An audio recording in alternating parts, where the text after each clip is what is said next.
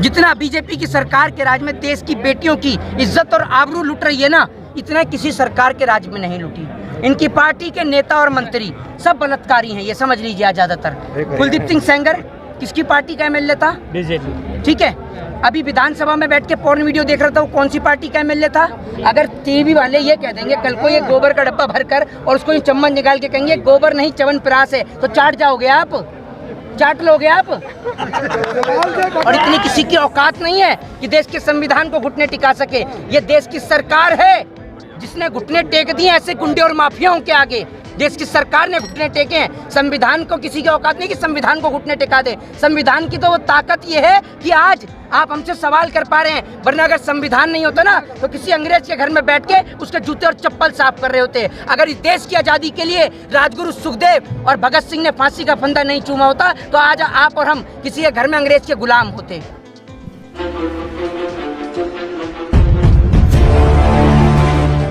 जहाँ भी शोषण और अत्याचार होता है आप अपनी बात बड़ी मुखरता से रखते हैं जी। आज इस जंतर मंतर पे आपका आना हुआ, क्या कहेंगे?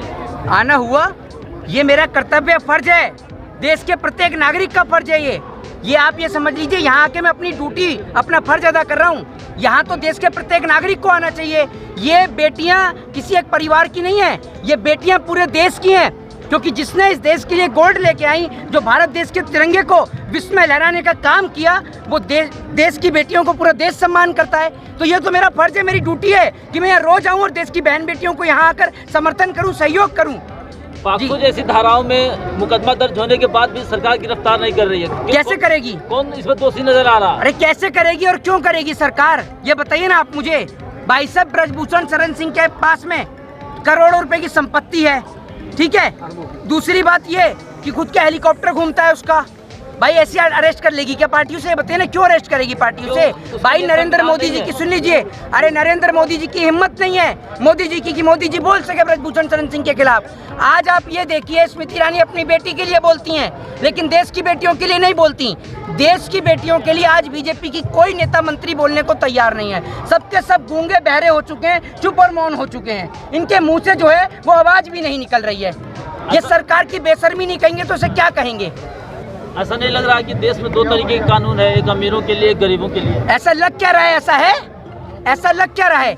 जिस पॉक्सो एक्ट के तहत अपराधी को, दोषी को 24 घंटे के अंदर गिरफ्तार कर लिया जाना चाहिए, उसमें अब तक गिरफ्तारी नहीं हुई है। उसमें गिरफ्तारी नहीं हुई है। 28-29 से ज्यादा दिन हो गए। आप जो 1 लाख स्टूडेंट भी हैं जी, और यहाँ पर जो महिला पहलवान बैठी हुई है जी, अब पॉक्सो जैसे धारा के तहत जिला जो स्टेट वाइड है उसमें भी संशोधन किया गया है लोगों को। देखिए, मैं आपको एक चीज बताता हूँ, पॉक्सो एक्ट के तहत जो मुकदमा दर्ज किया है पुलिस ने, दिल्ली पुलिस ने जो मुकदमा दर्ज किया है, पहली बात तो एफआईआर दर्ज नहीं हो रही थी। एफआईआर जो कि प्रत्येक नागरिक का एक फंडामेंटल राइट है, उस एफआईआर को दर्ज कराने के लिए देश की बेटियों को सुप्रीम कोर्ट का सहारा लेना पड़ा। आप पहली ये चीज देखिए, फंडामेंटल राइट है एफआईआर, हर एक व्यक्ति को अधिकार है कि वो एफआईआर दर्ज करा सके, लेकिन एफआईआर दर्ज नहीं होती है। एफआईआर दर्ज हो जाने के बाद जब पॉक्सो एक्ट के तहत मुकदमा दर्ज होता है तो ये प्रावधान है देश के कानून के अंदर, जुडिशरी के अंदर, कि 24 घंटे के अंदर अपराधी को गिरफ्तार किया जाना चाहिए। उसके बाद उसको कोर्ट के अंदर कोर्ट जो सजा देगा वो सजा को भुगतेगा।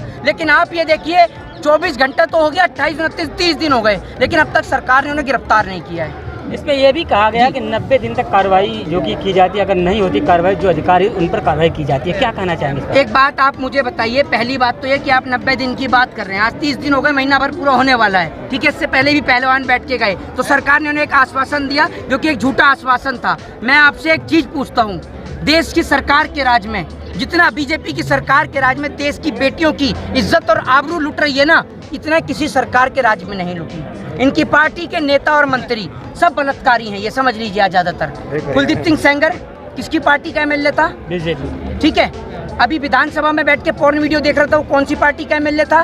ठीक है, नहीं, किसकी? सत्ताधारी। तो बीजेपी का बोलने में आपको क्या दिक्कत है? क्यों नहीं बोलते आप? बात है जो कि नहीं बोल सकते हैं। क्यों नहीं बोल सकते?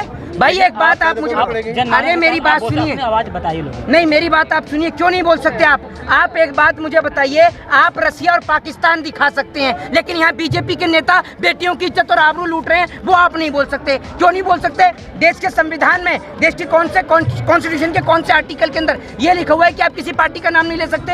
अगर कोई चोर है तो चोर को चोर कहा जाएगा, कोई डकैत है तो डकैत को डकैत कहा जाएगा, लेकिन आप नहीं बोलते। क्यों नहीं बोलते आप? मोहित, सवाल यह है कि क्या लगता है संविधान इस व्यक्ति के आगे घुटने टेक दिया है? देखिए मैं आपको एक बात बता दूं, संविधान ने घुटने नहीं टेके हैं, और इतनी किसी की औकात नहीं है कि देश के संविधान को घुटने टिका सके। ये देश की सरकार है जिसने घुटने टेक दिए ऐसे गुंडे और माफियाओं के आगे। देश की सरकार ने घुटने टेके हैं, संविधान को किसी की औकात नहीं कि संविधान को घुटने टिका दे। संविधान की तो वो ताकत ये है कि आज आप हमसे सवाल कर पा रहे हैं, वरना अगर संविधान नहीं होता ना तो किसी अंग्रेज के घर में बैठ के उसके जूते और चप्पल साफ कर रहे होते। अगर इस देश की आज़ादी के लिए राजगुरु सुखदेव और भगत सिंह ने फांसी का फंदा नहीं चूमा होता तो आज आप और हम किसी के घर में अंग्रेज के गुलाम होते। और दूसरी बात ये क्या समझेंगे कि सत्य और अहिंसा क्या चीज़ होती है? जो खुद सुबह सुबह उठ के लाठी और डंडे उठाते हो वो जानते हैं सत्य और अहिंसा क्या होता है? संविधान के तहत से बेटियों को न्याय मिल जाना चाहिए था, लेकिन लग नहीं रहा सत्ता के अधीन एक संविधान। बात मुझे आप ये बताइए, देश के प्रधानमंत्री को कोई फर्क है? आप मुझे बताइए, अगर प्रधानमंत्री के कान पे जरा सी भी जूं रेंग रही हो, वो प्रधानमंत्री जिसके देश की बेटियां सड़क पर बैठी हों, वो प्रधानमंत्री विदेश की यात्रा कर रहा है, क्या प्रधानमंत्री को शर्म नहीं है? क्या प्रधानमंत्री जापान से चुनाव लड़ेंगे, जापान से वोट लेकर आएंगे हैं, या जापान से ईवीएम मशीन हैक करवाएंगे? जरा इस सवाल का जवाब तो दे प्रधानमंत्री जो जापान में घूम रहे हैं। यहाँ आज देश की बेटियां सड़क पर बैठी हैं, कश्मीर से कन्याकुमारी तक का हर एक व्यक्ति यहाँ पर आकर किसानों को समर्थन, पहलवानों को समर्थन दे रहा है। तमाम किसान भाई हमारे यहाँ पहुँच चुके हैं, लेकिन मजाले सरकार का कोई नेता बोल दे। सरकार हर जगह सिर्फ एक ही चीज़ तराशती है कि कैसे भी लोग मरें। किसान आंदोलन के तहत 350 से ज़्यादा हमारे किसान भाइयों की शहादत हुई। 750। जो बाइडन ऑटोग्राफ मांग रहे थे मोदी जी के, है जी, जो बाइडन ऑटोग्राफ मांग रहे थे मोदी जी। हाँ, नरेंद्र मोदी जी तो बहुत बड़े सुपर स्टार है ना, जो उनका ऑटोग्राफ मांगे। कहाँ देख लिया आपने? कहाँ देख लिया? चल रहा है, तमाम चैनल पे चल रहा है। भाई साहब चैनल वालों को मैं नहीं देखता। अगर चैनल वाले कल को ये कहेंगे कि भैया नहीं, टीवी को, अरे मेरी बात सुनो, पूरा देश देखता है। एक मिनट चाचा, एक मिनट थोड़ा सा पीछे। अगर टीवी वाले ये कह देंगे कल को ये गोबर का डब्बा भर कर और उसको ये चम्मच निकाल के कहेंगे गोबर नहीं च्यवनप्राश है, तो चाट जाओगे आप? चाट लोगे आप? सवाल का जवाब दीजिए। सवाल का जवाब ये, अगर आप ही कह रहे हो, नहीं आप ही कह रहे हो, नहीं मोदी जी के क्यों लेंगे, जो बाइडन क्यों लेगा?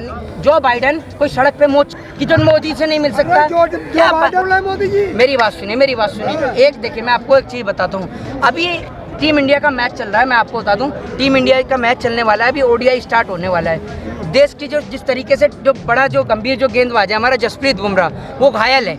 मैं बस यही कहना चाहूँगा, टीम इंडिया को यही सजेस्ट करूँगा कि भैया जब तक जसप्रीत बुमराह वापस नहीं आ जाता उसकी जगह पे नरेंद्र मोदी को खिलाया जाए, क्योंकि जितनी लंबी नरेंद्र मोदी फेंकते हैं उतनी लंबी शायद ही कोई फेंकता होगा। नरेंद्र मोदी जी ने फेंकने में शेख चिल्ली को भी फेल कर दिया है। आंदोलन जो है कि ना कहे किसानों का है, पूरे देश में की बेटियों का, पहलवानों का है, खिलाड़ियों का है। खिलाड़ियों का अगर समर्थन मिलता तो आंदोलन कैसा होता फिर?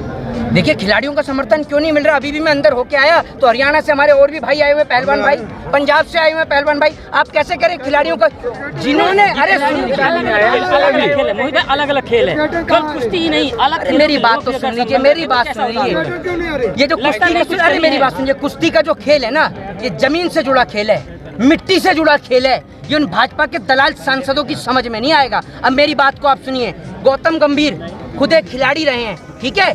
आज अगर उनकी देश की जनता, उनके क्षेत्र की जनता, जिस दिल्ली में आप और हम खड़े हैं ना, इसी दिल्ली से गौतम गंभीर सांसद हैं। अगर उनके क्षेत्र के अंदर कोई आदमी बीमार हो जाए और उसको अस्पताल में इलाज कराने के लिए मेंबर ऑफ पार्लियामेंट का लेटर लिखवाना हो, तो पहले वो ये देखे कि हमारे एमपी साहब कौन से स्टेडियम में क्रिकेट मैच देख रहे हैं, फिर स्टेडियम में जाके क्रिकेट मैच का पास ले और फिर वहाँ जाके लेटर लिखवाए। ये मुझे समझ में नहीं आता। ये खिलाड़ी आप जिनकी बात कर रहे हो ना, भाई साहब कुश्ती का एक खिलाड़ी दिखा दो जो गुटखे का प्रमोशन और प्रचार करता हो या सट्टे का प्रचार करता हो, ठीक है? ये खिलाड़ी ऐसे हैं, देश की विडंबना। ये देखिए, देश के हीरो, देश के सेलिब्रिटी गुटखे का प्रचार कर रहे हैं और खिलाड़ी जो है वो सट्टे का प्रचार कर रहे हैं। ये लोग, आप ये देखिए, गौतम गंभीर को जो खिलाड़ी खरीद रहा है, इसके यहाँ पर सीबीआई ईडी की रेड नहीं होगी। करोड़ों रुपए की टीम खरीदी है, सीबीआई की रेड हो इनके घर पे, ईडी की रेड इनके घर पे हो। ईडी और सीबीआई की रेड होती है सतपाल मलिक जैसे लोगों के घर पर, वो जो किसानों के पहलवानों के समर्थन में आ रहे हैं। जेल से उन्होंने प्रधानमंत्री को खत लिखा, मुझे फांसी दे दो।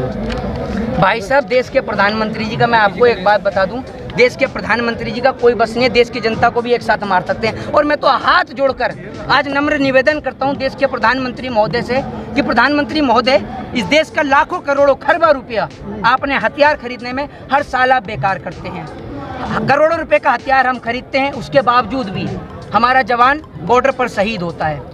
आप करोड़ों रुपए का हथियार खरीदने के बाद भी देश के लोगों को आपस में लड़ाते हो। मैं आपसे आग्रह करूंगा, निवेदन करूंगा कि आप जनता को आपस में लड़ाने से अच्छा है वो जो परमाणु और जो न्यूक्लियर रखे हैं वो हमारे देश पे ही गिर दो। आपस में हमें लड़ाने से अच्छा है कि हम एक बारी में मार दो, एक बारी में मरना चाहते हैं। मोहित जी, यूपी में एक तरफ अतिकामा जैसे माफिया को तुरंत जो कि सरकार किसी भी तरह कहा जाए तो इनकाउंटर हुआ, जैसे भी हुआ हो, लेकिन ये विभूषण शरण सिंह उसी यूपी से हैं और ये भी एक बलात्कारी जिस पर कहा जा रहा है। अरे आप अतीक अहमद की बात, न्याय कहीं घुट नहीं, मेरी बात सुन लीजिए, आप अतीक अहमद की बात करते हो, सरकार का सुन लीजिए, अतीक अहमद की आप बात करते हो। देश के गृह मंत्री क्या हैं? साधु महात्मा थे, बताइए ना आप मुझे। उनके ऊपर तड़ीपार का आरोप भी लगा था। उत्तर प्रदेश के मुख्यमंत्री क्या थे?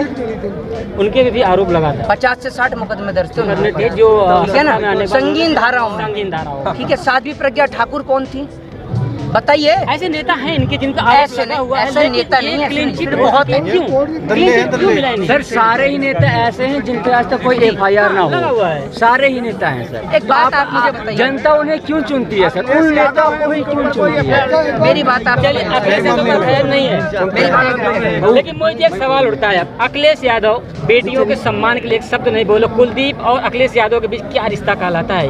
एक बात आप मुझे बताइए, कल उनकी पार्टी के, परसों उनकी पार्टी के जो MLA वो यहाँ पर आए हुए थे, लेकिन अखिलेश यादव का समर्थन अतुल प्रधान जी जो है मेरठ से, वो यहाँ पर आए हुए थे। आप कैसे कह रहे हैं कि नहीं कह रहे? भाई साहब, जब बात बेटियों के सम्मान की आएगी तो हर एक व्यक्ति बोलेगा। आज भी पंचायत चल रही है, बताइए ना आप मुझे।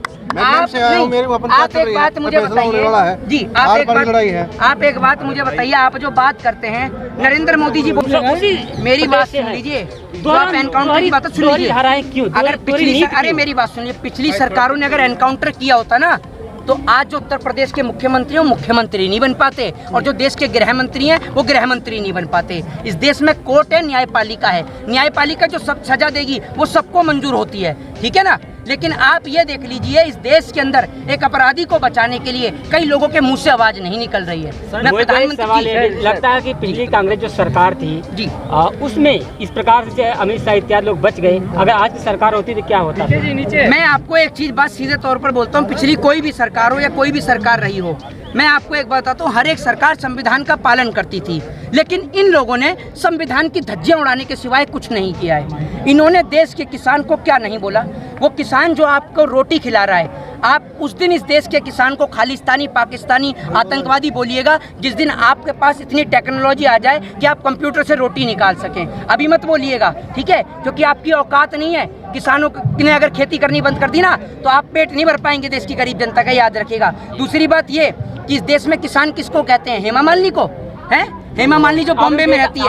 अरे मेरी बात सुनिए, अरे गेहूं काटने के लिए आते हैं हेलीकॉप्टर से हेमा मालिनी, किसान बन गए थे बिल्कुल। न्याय कब तक मिल जाएगा? न्याय कब तक मिल जाएगा? देखिए, जब तक न्याय जब तक नहीं मिलेगा, जब तक ब्रजभूषण शरण सिंह गिरफ्तार नहीं होगा, उसकी गिरफ्तारी के बाद यह आंदोलन समाप्त हो जाएगा। जय हिंद।